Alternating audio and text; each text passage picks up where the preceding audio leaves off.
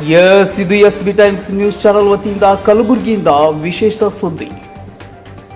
Cyber ವಂಚನೆಯಿಂದ ಎಚ್ಚರಿಕೆ ವಹಿಸಿ ನಗರ ಪೊಲೀಸ್ ಆಯುಕ್ತ ಡಾಕ್ಟರ್ ಶರಣಪ್ಪ SD ಸಲಹೆ. ವಿವಿಧ ಪ್ರಕರಣದ 2.73 ಕೋಟಿ ರೂಪಾಯಿ ರಿಕವರಿ ಮಾಡಿದ ಪೊಲೀಸ್ ತಂಡ. ಜಿಲ್ಲೆಯಲ್ಲಿ ಸೈಬರ್ ವಂಚನೆ ಪ್ರಕರಣಗಳು ದಿನೇ ದಿನೇ ಹೆಚ್ಚುತ್ತಿದ್ದು ಪತ್ತೆ ಹಚ್ಚುವಲ್ಲಿ ಪೊಲೀಸರು ನಿರತರಾಗಿದ್ದಾರೆ. 2025ರ ಜನವರಿಯಿಂದ ಇದುವರೆಗೂ ದಾಖಲಾದ ಸೈಬರ್ ವಂಚನೆ ಪ್ರಕರಣಗಳಲ್ಲಿ ಶೇಕಡ 12.5 ರಿಕವರಿ ಮಾಡಿದ್ದು, ಈ ಕೃತ್ಯಕ್ಕೆ ಅಂಕಿತ ಹಾಡಲು ಸಾರ್ವಜನಿಕರು ಎಚ್ಚರ ವಹಿಸಬೇಕೆಂದು ನಗರ ಪೊಲೀಸ್ ಆಯುಕ್ತ ಡಾಕ್ಟರ್ ಶರಣಪ್ಪ SD ಹೇಳಿದರು. ಸೈಬರ್ ವಂಚನೆ ಪ್ರಕರಣ ಹೆಚ್ಚುತ್ತಿದ್ದು, ಕಳೆದ ವರ್ಷ ಹಣ ಮರಳಿಸುವಲ್ಲಿ ಶೇಕಡ 1.2 ಸಾಧ್ಯವಾಗಿತ್ತು. ಪ್ರಸಕ್ತ ಸಾಲಿನ ದಾಖಲೆಯ ಶೇಕಡ 12.5 ರಿಕವರಿ ಮಾಡಿದ್ದು, ಹಣ ಮಾಲೀಕರಿಗೆ ಹಿಂದಿರುಗಿಸಲಾಗಿದೆ. ಈ ಪ್ರಮಾಣವನ್ನು ಹೆಚ್ಚಿಸಲಾಗುವುದು. ಪ್ರಸಕ್ತ ವರ್ಷ ವಿವಿಧ ಸೈಬರ್ ಪ್ರಕರಣಗಳಲ್ಲಿ 15 ಜನರನ್ನು ಬಂಧಿಸಲಾಗಿದೆ. ಎಲ್ಲರೂ ಅನ್ಯ ರಾಜ್ಯದವರಾಗಿದ್ದು, ಬಹುತೇಕರು ಇಂಜಿನಿಯರ್ ಸೇರಿ ಇತರೆ ಉನ್ನತ ಶಿಕ್ಷಣ ಪಡೆದವರೇ ಆಗಿದ್ದಾರೆಂದು ಬುಧವಾರ ಸುದ್ದಿಗೋಷ್ಠಿಯಲ್ಲಿ ತಿಳಿಸಿದರು.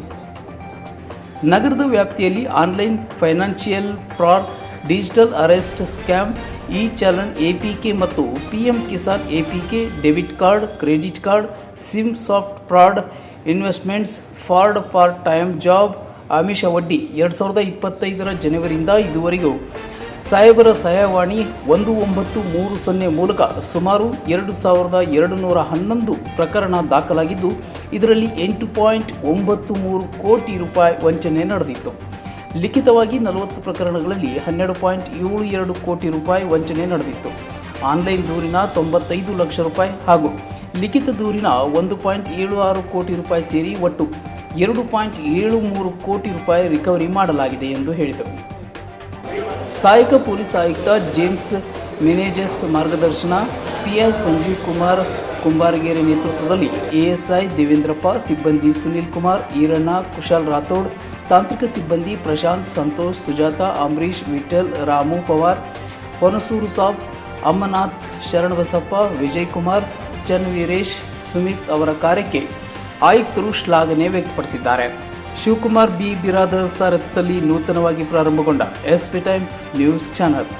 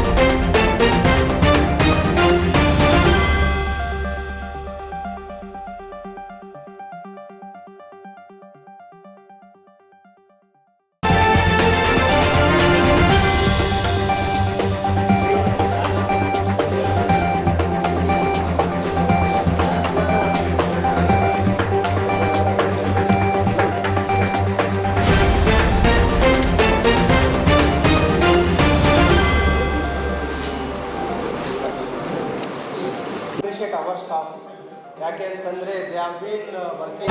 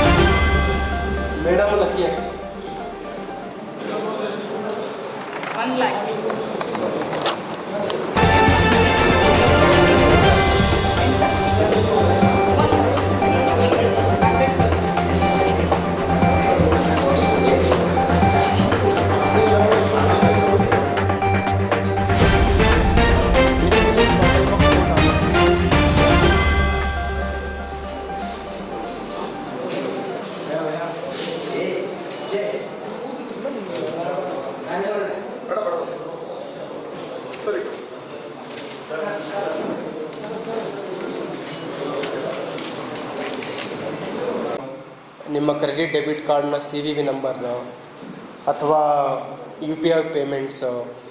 ಇನ್ನೊಂದು ಇತ್ತೀಚೆಗೆ ಆಗ್ತಾ ಇರೋದು APK ಫೈಲ್ಸ್.